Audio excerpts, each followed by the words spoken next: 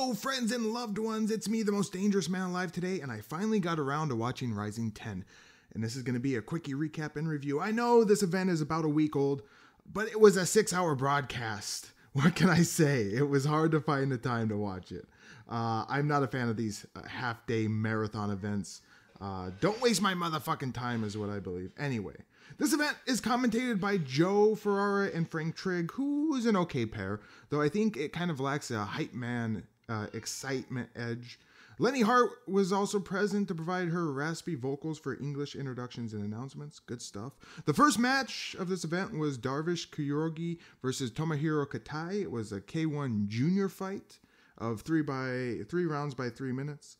Honestly, I can't stand the gloves, the green gloves that Rizin uses. Sure, it kind of looks unique, but in my opinion, it's ugly. Terrible color. I'm not a fan. Katai controlled the first round with some good jumping knees. Darvish looked outmatched. Second round was a bit closer, but the flaw of Darvish's stand-up was his insistence on using lead, leg, body, and hip kicks. They weren't good. They had nothing on them. The third round, Darvish surprised everyone in attendance with a knockdown of Katai from a nice combo hook. Then the round got hot as the men mixed it up, but Katai regained control and actually had Darvish in trouble for around half the round. Darvish fired back a few times, but Katai looked too much for him, just laying on the punishment. Katai, despite all his effort, just couldn't put Darvish away though, and this one went to the judges. I gave it to Katai based on the totality of the fight, but the judges actually made it a split decision draw. Okay. I guess Darvish must have got a 10-8 round based on the knockdown. The second match was a women's MMA match. Kanoko Murata versus Lachana Green. Murata moonlights as a newspaper bundler / delivery woman. She comes out to the ring in a bizarre mask. Lachana Green of Tough 23 fame is from the UK and took this fight on short notice. While Murata has the edge with pro MMA experience, Green does have a bunch of pro Muay Thai fights under her belt.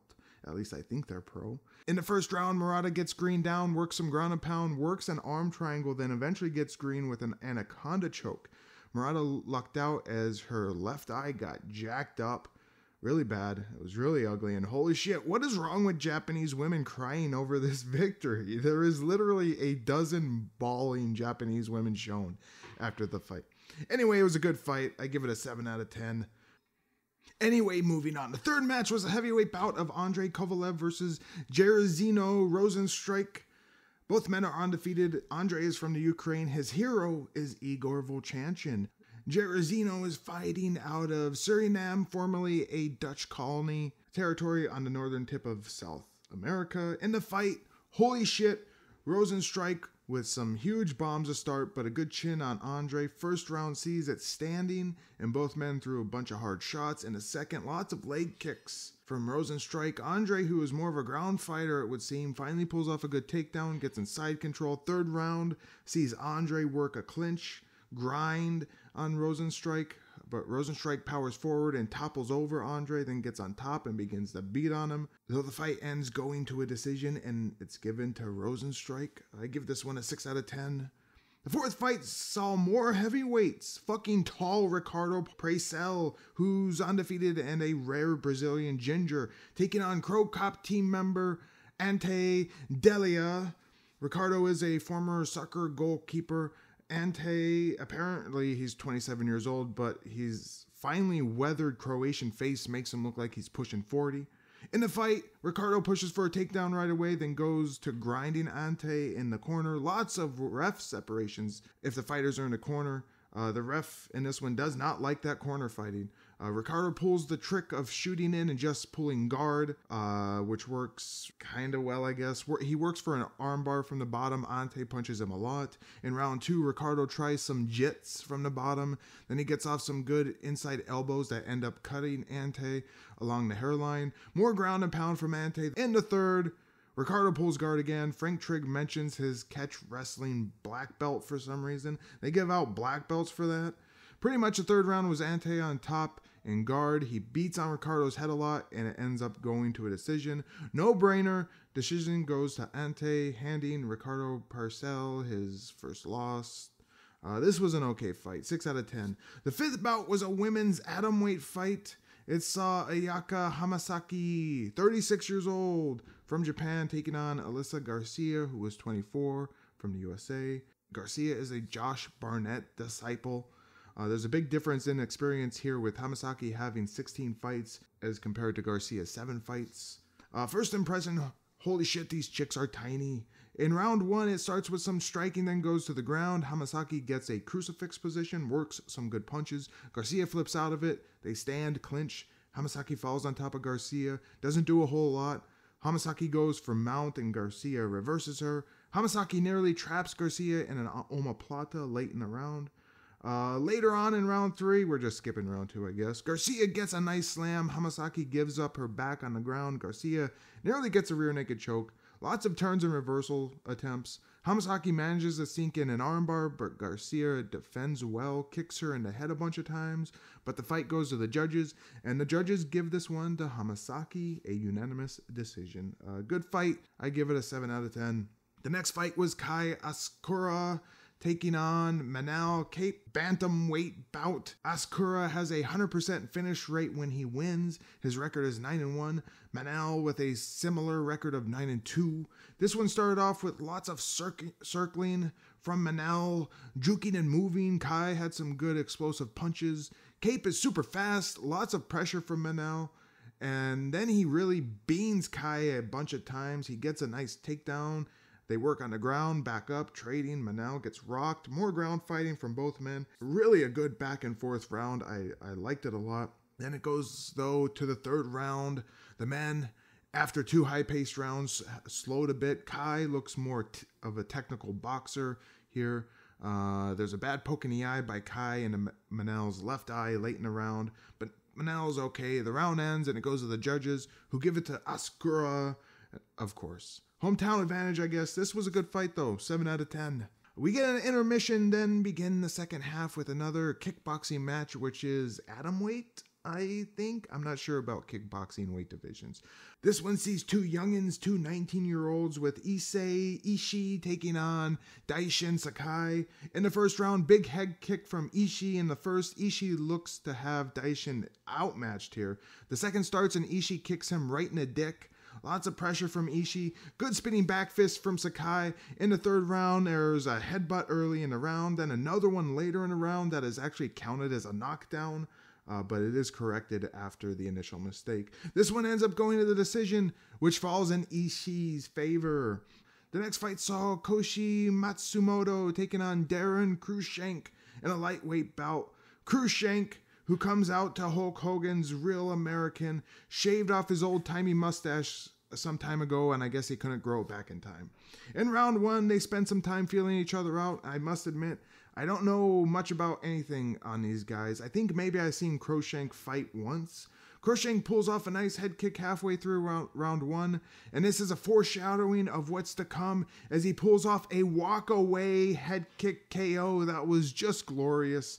But he's an asshole, and he flips off Matsumoto as he's laying dead on the canvas. Nice performance, though.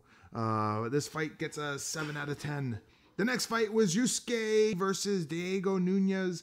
Yusuke is a former PXC featherweight champion and Shuto lightweight champion. And he's beaten the aforementioned Darren Cruikshank and Takanori Gomi. So pretty good. Diego is pretty fucking swole, I will give him that. In round 1, it stays strictly standing with some corner clinching here and there. Yusuke uses good length. Diego is a stumpier man, and it looks like he might fall victim to too much muscle, leading to a bad gas tank, but that's just my early impression. Good back and forth in the first round. Round 2 saw more of the same with big flurries and more clinching. Diego tries for a takedown and loses position. They fight on the ground. Diego goes for a knee bar late.